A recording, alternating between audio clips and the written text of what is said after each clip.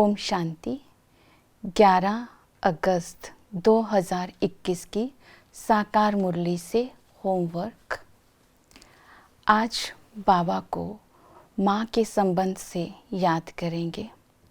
आज हमारी रूहानी माँ हमें बेहद की शुभ भावना से संपन्न रहने की शिक्षा दे रहे हैं। आज सारा दिन कोई भी बात कोई ऐसी करता है जो हमें पसंद नहीं है, तब हम उसकी बात को काटेंगे नहीं, उसको रिगार्ड देकर उसको शिक्षा देंगे। मीन सबके प्रति शुभ भावना शुभ कामना रखेंगे। इसके लिए अभ्यास करेंगे बालक सो मालिक।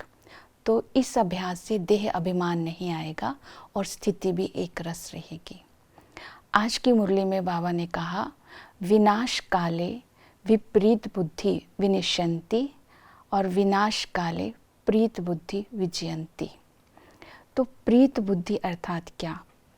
जब हम इस अंतिम समय पर बाबा के साथ सारे संबंधों का अनुभव करते हैं तो उसको प्रीत बुद्धि कहते हैं। इस समय बाबा लिबरेटर बनकर कर आए हैं, हम आत्माओं रूपी सीताओं को रावण की जेल से छुड़ाने। इसी का यादगार रामायण में है कि सीता को अग्नि परीक्षा देनी पड़ी, अर्थात हम आत्माओं को योग अग्नि से शुद्ध बनकर बाबा के साथ घर जाना है, फिर राज्य में आना है। तो प्रीत बुद्धि अर्थात एक बाप के साथ योग लगाना, जिसकी यादगार रामायण में भी है। दूसरा पॉइंट है, विश्व पर राज्य करने के लिए श्रीमत पर कौन से संस्कार हमें बाबा संगम युग पर धारण करवाते हैं। बाबा संगम पर हमें ज्ञान रत्नों से हमारी झोली भर देते हैं, जिससे आत्मा स्वयं पर राज्य करती है और इसलिए सतयुग में वजीर की ज़रूरत नहीं होती है। तो भविष्य का विश्व महाराजन बनना है तो राजा के क्वालिटीज़ को, संस्कारों का आज हम चिंतन करेंगे कि राजा में दातापन के संस्कार होते हैं।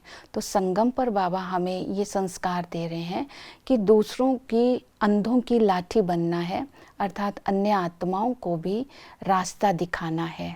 बाबा की जैसे बाबा सेवाधारी है, ऐसे सेवाधारी बनना है। फिर राजा का दूसरा संस्कार बताया कि राजा शक्तिशाली होता है। तो देही अभिमानी जितनी आत्मा होगी उतनी ही शक्तिशाली होगी। तो याद से हम शक्तिशाली बनेंगे और बाबा ज्ञान की झोली भरते हैं तो उससे बुद्धिशाली बनेंगे। तो हम विश्व महाराजन बनना चाहते हैं तो ज्ञान और योग की धारणा आज विशेष इस बात पर हम अटेंशन देंगे। तो इन बातों को आज की मुरली से हम धारणा में लेंगे।